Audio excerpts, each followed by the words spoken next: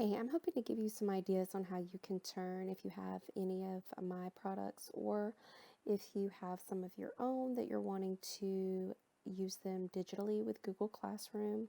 And I am by no means a pro at this. I've just been kind of figuring it out as I go. But I wanted to share with you some things you could do. And if you have any of my products, then you are more than welcome to uh, do these things that I show you today. So if you're going to be attempting to use Google Classroom, what you can do, this is all being made here in Google Slides. So you will go to Google Slides, which you can find. If you've set up your Google Classroom, this is what the dashboard will look like essentially, and I'll be doing another video on what to do there. So this video though is to just show you how to turn some of your worksheets into some digital slides for your kiddos. So that's where you'll find Google Slides, and it will open up, and you can click right here for new presentation. So I started this one and then I got kicked off. So I'm going to go ahead and show you some of the ideas that I have that you could use that I've seen people using. So the first thing is if you're going to do a read aloud, you can go to Insert and Video. So once you do that, I just typed in Bad Seed Read Aloud. This goes along. I have a Bad Seed unit.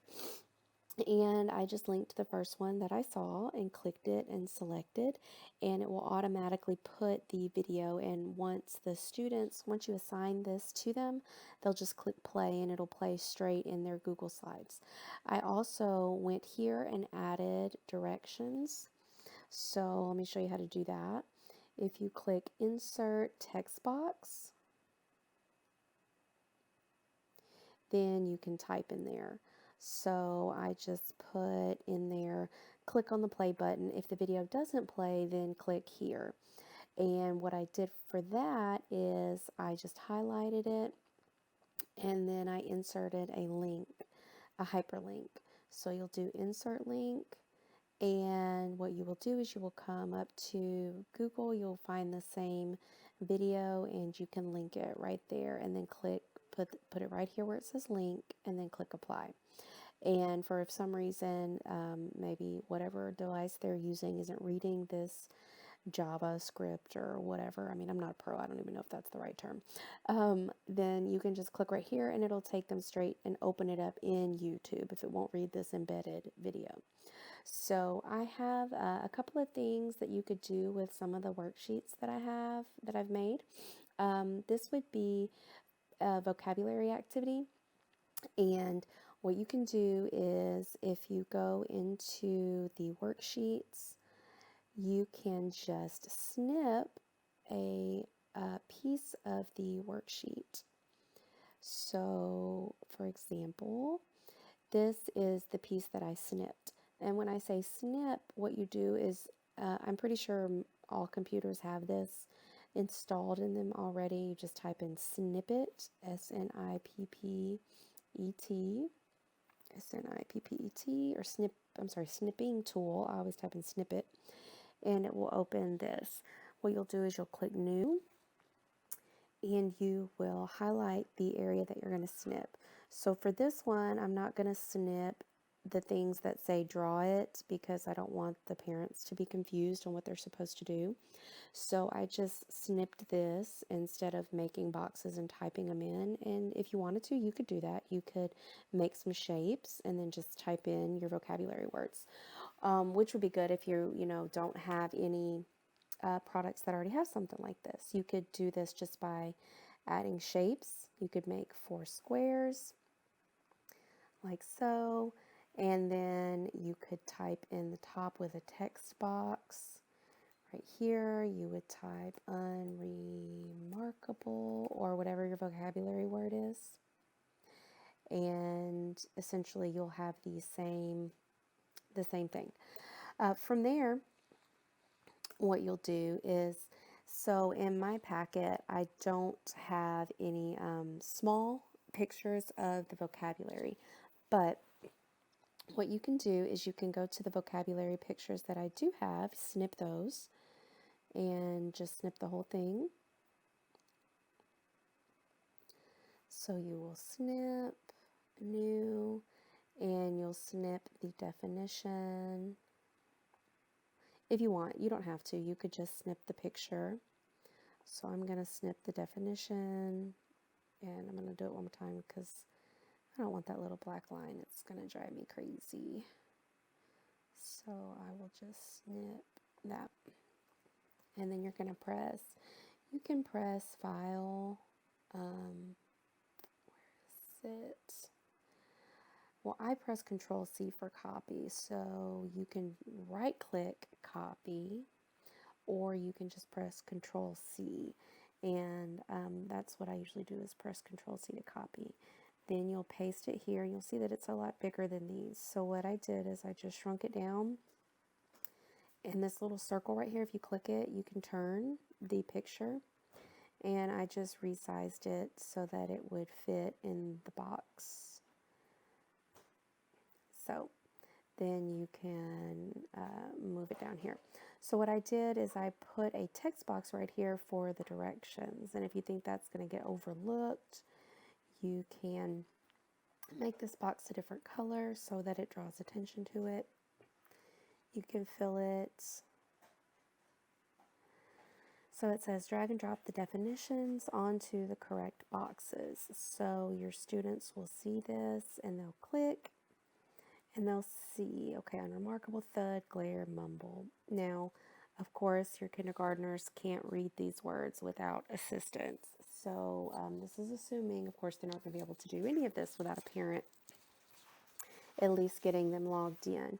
But once they're in, then if someone's sitting with them, they should be able to just click and drag these pictures where they go. So that's an option you could do for vocabulary. If you're wanting to make your own vocabulary, then you could go to Pixabay. Excuse me, Pixabay, and you'll find free photos there.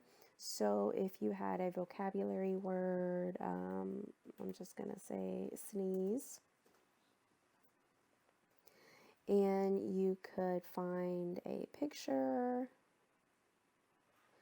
here, and then these are all free downloads, so you can download them and use these and put them inside of your document. And you could resize it so that it would fit in your box. And then, you know, just put the word sneeze or whatnot. So you could make this for any vocabulary words that you have that you can find some pictures for. Here is a worksheet that I snipped that's normally a cut and paste worksheet. So what I did for this one, again, is I went to the packet and I snipped the piece of the worksheet that would, this part right here. And I didn't cut this because you wouldn't need that and it would be confusing with those directions. So I just snipped off what I needed. And then instead of snipping each individual one of those squares, which would take a little while, I just made some text boxes. So you just insert a shape and you want to make it about the same size as the square it's going to fit on. It doesn't have to be perfect. You can change them. I'm recommending just doing yellow and then saying drag the yellow boxes or whatever color you want, so they'll know that those are meant to be the movable pieces and they're not, you know, just clicking and dragging everything around. So then you will type in whatever the word is. This one is neighbors. You can center it right here. Right here.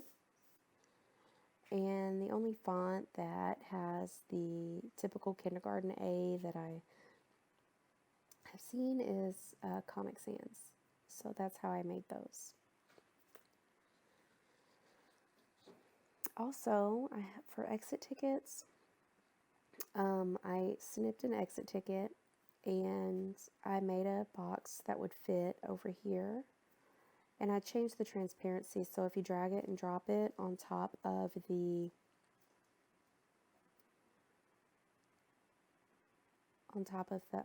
image, you can still see underneath it. So the way that I did that was insert,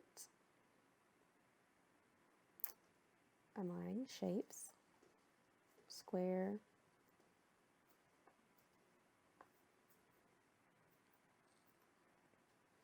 then I made it about the same size and did a custom fill where I picked yellow and then changed the transparency. Let's see, let me just do it like this, yellow, and then customize it. And right here you can see you can change the transparency. So then it's see-through and they can, change their answer if they want to. So that's something else you could do. You could put multiple of these on one page. So that's one way that you could use your worksheets. I wouldn't do this without any TPT author's permission, but you can do this if you have any of my products. So here is a way that you could maybe make your centers digital if you were wanting something like that. So these are in my spring centers, and what I did here was, let me find it. There they are. So I just snipped this like a starter page if you have matching pages where two cards are going to be matched. I just snipped one of the pages.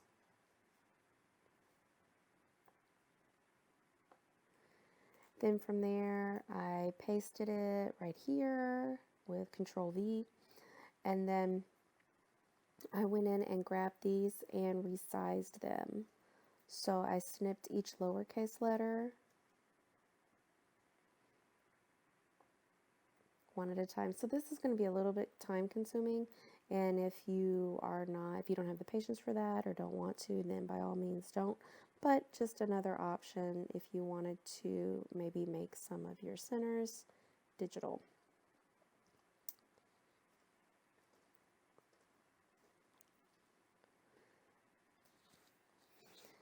Okay, so here is a one of my products, my Ultimate Alphabet Countdown. And so right here, let's see, we have a letter maze.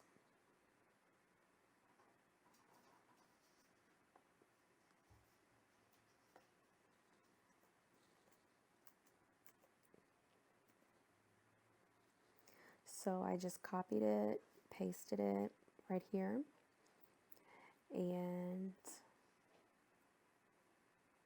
you can get some shapes. And this one would be fun and take a little bit longer to do. You could, not longer for you to make, but a little bit longer, more engaging for the kids because they'll have to color all the Z's to make a path. So I would fill this. I already have that transparent yellow, so I'm just going to leave it. Drag and drop the yellow boxes onto the worksheet to complete the maze. Actually, you could,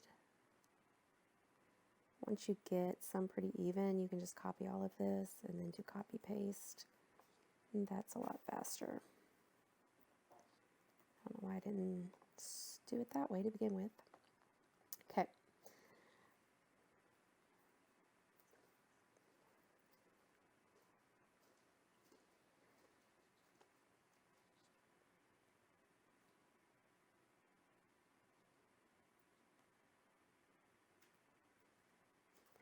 All right. So there's some letter mazes that you could do, and if you happen to own this, it has all the letters of the alphabet. So here's another one. Find and color the pictures that contain the letter Z sound. You could do the transparent boxes with this one. And then just have them cover it instead. Add a new slide. Then I'm going to delete this.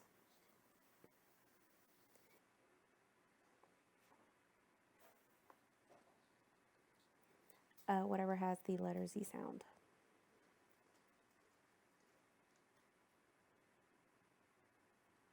Okay, so there's that. And these also have like a math center mat. And you could do something like this, and then just for the directions, you could put your own piece of paper. The kids could take a little picture of it and send it to you via email or Class Dojo if you use that. So these all have like a math worksheet and a math mat. That's kind of like a center activity. I like center mats because they save on cutting and pasting, and actually they work pretty good for this. So I'm going to put this center mat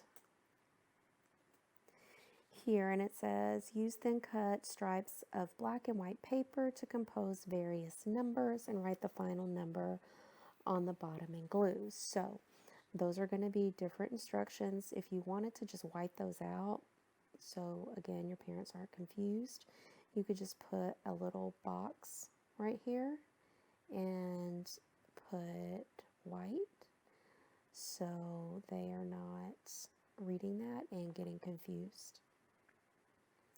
And let me take off, if there's an outline, I'm going to make it transparent so you can't see it, so it's like it's not even there. Alright, so I'll type the directions on how they're going to use it. So I will insert a text box. And you can put drag the zebra stripes to make each number.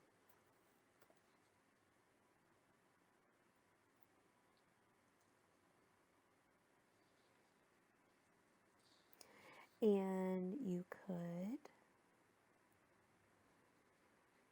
make some numbers here that would fit in the box that you could drag over.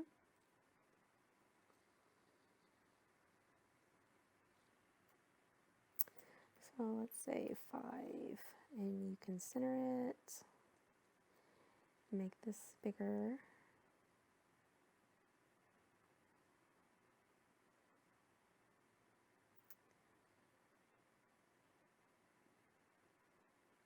And again, I'm going to make it yellow just so they know that's something that they should be moving back and forth. You could even put one there to start so that they know. And you could put a little instruction that says, you know, like swap out this number. So I'm going to put a little text box that says swap this number.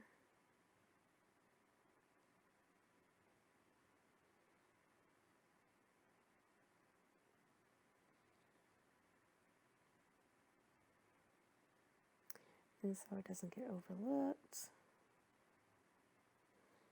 I'm going to make this yellow too. Okay. And you could just make some shapes. And you would make some black stripes.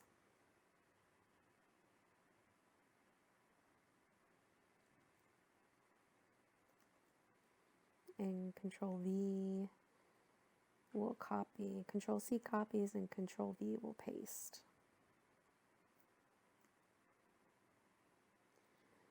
So this was really meant to be a composing and decomposing activity, like different ways to make 5. If you left it like this, it would just be, you know, counting, but you can do it either way.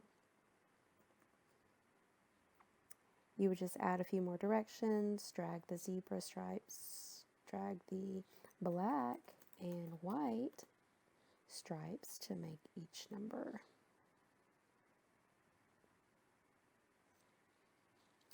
And once you have all of these made,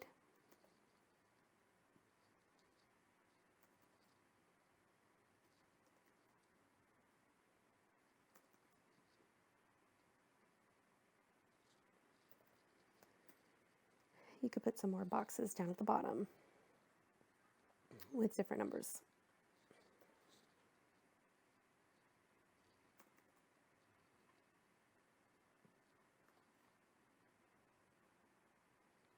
So anyway, I hope that's given you some ideas of how you can use some of the activities that you might already have in some of your packets. Again, make sure you're asking the seller before you just start snipping up their worksheets and putting them on Google Drive, but I don't see anybody really having a problem with it or telling you no. But again, there's always that chance, so I would still ask. Better to be safe than sorry. And I'm going to make another video on once you've made this Google slide, then what do you do next? Well, let me go ahead and tell you now that you are going to title it. So this might be for your reading block, day 1. This would be your original, so you do not want the kids to be able to mess with your original. And we're going to go into, after you've made some of your things digitally, how you push them out to your kids and make copies for all of them. But hope that was helpful.